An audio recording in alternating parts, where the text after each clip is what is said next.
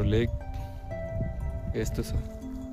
चारैतिर डाँडा काँडा हरियाली भएको ठाउँसम्म परेको ठाउँ छ। हो त्यहाँनिर बाख्राहरू चरिरहेको छ। अनि हाम्रो बल्ल दुईवटा बल्लहरू यिनीहरू पनि चरिरहेको छ। अनि यो हाम्रो चाहिँ लेकको एरिया हो। अनि यो चाहिँ रतडा भन्ने ठाउँ हो। हाम्रा विश्वका 8 बजेको लेक हो। कान्छो छोरा प्रकाश बहादुर त्यस्तो बसेका छन् त्यहाँ। यो चाहिँ हाम्रो लेक भयो। त्यो चाहिँ जसकोडा हो। यसलाई अझ जुम गराएर देखाइरहेको छु हो। त्यो त्यहाँ जसकोडा भन्ने हो। त्यहाँ खडा विश्वरा देखेर सबैजनाको लेक त्यहाँ छ। अनि यो चाहिँ हाम्रो लेक जसलाई काला चुरा भन्ने गरिन्छ। यहाँको नाउँ चाहिँ कालचुरा हो। यो हाम्रो लेक हो। त्यहाँनिर दिया पनि बसेको छ। ऊ आज लेकतिर आएको छ र केही बनाउँदैछ। उता तरकारीहरू बनाइरहेको छ। यस्तो छ अहिले। यहाँनिर बुवा पनि छन्। यहाँनिर बुवा पनि हुनुहुन्छ यता। यस्तो छ हाम्रो कुरो।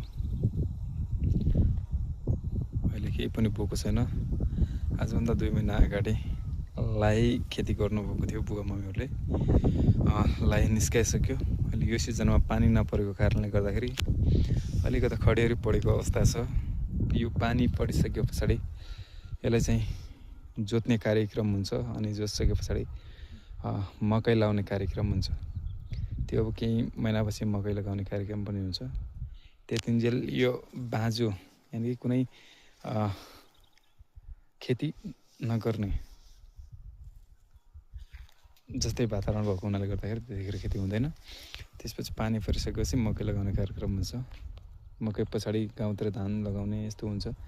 रोपाइँ गर्ने कार्यक्रम हुन्छ। गाउँतिर चाहिँ यहाँ लेकतिर मकैको खेती मात्रै हुन्छ। यस्तो छ वातावरण। यो चारैतिर रुखहरू छ। बिचमा सम्म परेको ठाउँ छ। एकदम राम्रो छ। रमाइलो छ। खुसी लागन्छ। म पनि यहाँ बहुत दिन बस्या हुँ। म सानो छँदाखेरि पनि यसै ठाउँमा बसेको थिएँ। आजभन्दा 8-10 वर्ष पहिला पनि म यहाँ सानो छँदा यसै ठाउँमा गाई बाख्राहरू हेर्थेँ। यसै ठाउँमा रमाउँथेँ। सायद त्यहाँदेखि महेन्द्र माध्यमिक विद्यालय खडामा म त्यो स्कुलमा यहीँबाट पढेको मान्छे हो। समथिङ यहाँबाट 4 किलोमिटर टाढा होला। त्यहाँबाट जान्थेँ बिहान। साँझ फेरि यहीँ फर्केर आउँछ। 4 किलोमिटर फेरि हिँड्थेँ। 3 किलोमिटर होला सायद त्यस्तै।